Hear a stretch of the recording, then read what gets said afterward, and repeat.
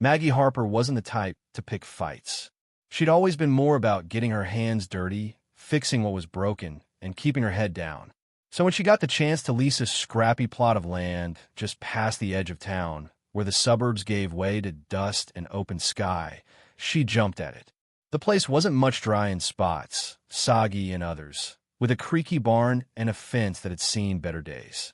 But it was hers, a chance to do something real. Maggie had spent years working in farming outreach, drowning in paperwork and meetings that went nowhere. This land was her shot to build something alive, something that mattered. She had a plan: raise goats, not for profit or some Instagram-worthy farm fantasy, but for therapy. These were gentle, specialty breeds, trained to work with kids on the autism spectrum. She'd even signed a deal with a local college to host students twice a month, letting them learn hands-on how animals could calm a troubled mind. It was quiet, steady work, the kind that filled her up after years of burnout. The land sat next to a fancy neighborhood, all sleek homes with solar lights and manicured Zen gardens. Most folks kept to themselves, their lives hidden behind pine trees and sprinklers that hissed at stray cats. But one neighbor stood out, and not in a good way. Vi in Caldwell was a local celebrity of sorts, a woman who wrote kids' books about living in harmony with nature and fancied herself a guardian of the earth. Her yard was a showpiece stone paths, hand-painted signs about saving bees, and a koi pond she called her soul's mirror. Vi and had a huge online following, mostly city moms hungry for tips on organic smoothies and spiritual gardening. She'd post Vi Deos barefoot, sipping rainwater from a mason jar, droning on about energy flow and the wisdom of plants. Maggie barely noticed her at first.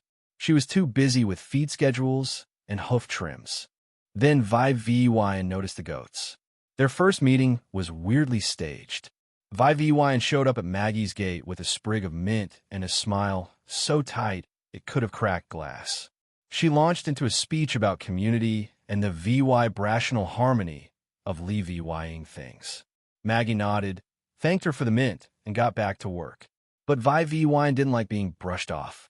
Soon, her Vi Deos started taking shots at Maggie's fence, calling it a prison for the goats, never naming Maggie but making it crystal clear who she meant. She'd filmed the barn from her patio, sighing about how it ruined her morning meditations. Maggie ignored it. She had no time for a woman who staged her compost pile for likes. As long as Vi stayed on her side of the fence, they could coexist, tense but civil. That truce lasted a few months. The goats settled in, the students started coming, and Maggie felt her life clicking into place. Then one morning, she found a letter shoved under her gate, printed in a flowery font on recycled paper that smelled like lavender. It was unsigned, but the phrase's energetic dissonance, unnatural restraint screamed Vi. It claimed the goats were suffering, trapped in civil distress. Maggie didn't bite. She snapped photos, filed the letter, and texted her landlord, Clara, a no-nonsense woman who lived a county over. Clara's reply was short: "Ignore the flower child. Fence is yours. Goats are insured. Call if it gets nuts." Nuts arrived a few days later. Maggie came back from town to find her side gate unlatched, 3 goats wandering the property's edge, one limping from a cut hoof. The lock was clipped clean, and a sign leaned against the fence: "Let them return to the wild. They don't belong in cages." Maggie's blood boiled, not at the damage, but at the nerve. Someone Vi no question had decided they knew better than her, had acted out of smug righteousness. She didn't storm over screaming. Instead, she walked the fence line with a flashlight, patched it up, and locked the goats in the barn overnight. Then she got to work. She filed an insurance claim for tampering, called Clara for a professional inspection, and applied for a special status with the Agricultural Board to make her farm a protected educational site. This wasn't just about goats anymore. It was about drawing a line. Vi didn't stop. Her Vi Deos got sharper, hinting at neglectful keepers who caged the voiceless.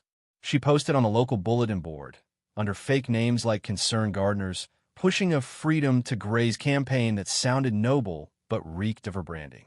Then came the second blow. Maggie ran to town for supplies, gone less than an hour. When she got back, the barn doors were open, hay scattered, feed bins tipped, and every goat gone. Her heart pounded as she sprinted across the field, following hoof prints that led straight to Vivian's yard. There they were, milling around her shrubs, nibbling her flowers, while Vivian stood at her gate with a bowl of oats, smiling like she'd won something. "They came here on their own," she said, her voice dripping with fake wisdom. "It's amazing what they do when they're free." Maggie didn't scream. She called the goats, who trotted back, confused but unharmed. "Did you open my gate?" she asked, staring Vivian down. Vivian clutched her chest. "I never trespass. Gates are just constructs, Maggie. You know that." The hoof prints told a different story, leading from Maggie's barn to Vivian's lawn. Maggie filed a police report that night, attaching photos, prior incidents, and her college contract. The cop was polite, but useless. No proof, no witnesses, just strengthen your locks. Vivian's next video, titled Trust the Wild, featured goat bleats in the background as she preached about surrendering control. Maggie didn't watch it. She was too busy bolting steel brackets to her gates and calling a livestock lawyer. The lawyer dropped a game changer, a regional code, E7, that could classify Maggie's farm as a protected educational site, giving her legal muscle against interference. She needed neighbors' signatures to prove her goats weren't a nuisance.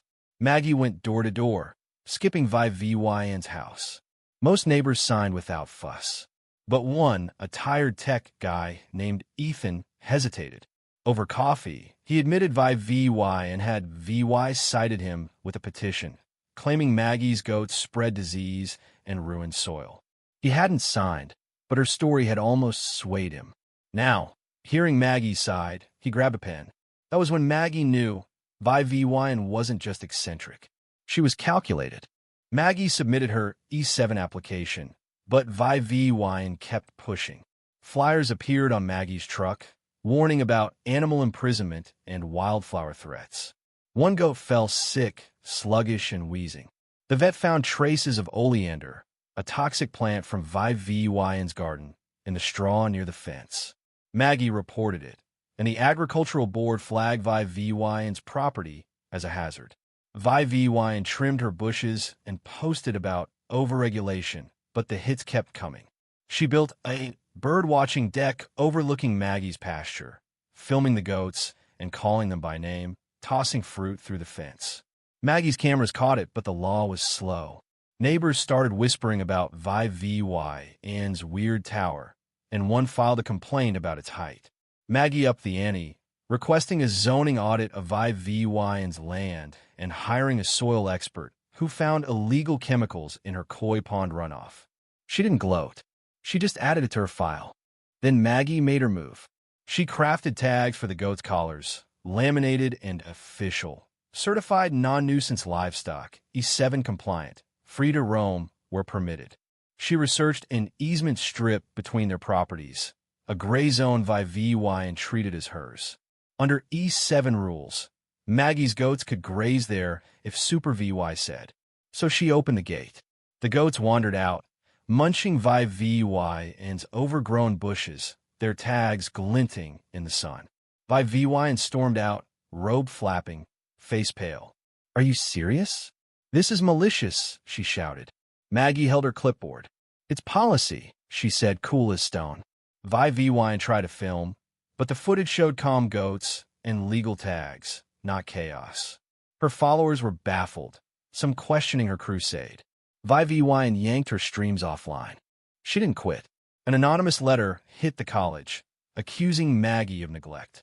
Then a zoning grievance landed, demanding a re-VYEW of Maggie's permits.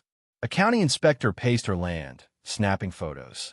Maggie handed him a packet maps, logs, vet reports, everything. He left without a word.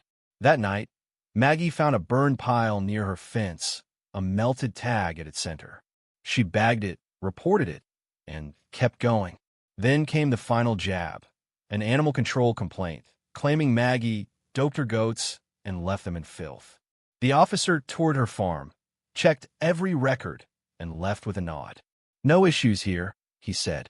But the damage was real. The students were spooked, the goats restless. Maggie felt the screws tightening. One night, a figure buried something by her fancy, a bag of oats, laced with who knows what. Maggie caught it on camera and called the sheriff. The lab took it, and the agricultural board had enough. They slapped VY and with a no-contact order and a citation for illegal structures and fertilizer use. Maggie's E7 status was fast-tracked, her farm now a state-protected site. VY went silent, her VY deos vague and somber, her garden lights off. Maggie didn't cheer. She fed her goats, taught her students, and walked her fence line under the stars, a cracked tag in her hand. She sat on a post by VY's land and turned away. The quiet was her win, hard-earned and heavy. Months later, a contractor's truck knocked over a plywood sheet on VY's lot, revealing a faded sign. "Let them be free." Maggie glanced at it, whistled to her goats, and let them loose in the sunlight. The fight was over, but the scars lingered. She'd built more than a farm. She'd built a fortress of paper, proof, and patience, a wall no one could tear down. What do you think? Was Maggie's calm, calculated response the ultimate power move? Or should she have confronted VY head-on? Could VY's followers have been swayed by facts? Or were they too deep in her spell? Drop your thoughts below, hit that like button if you felt the tension, and subscribe for more stories that'll keep you glued to the screen.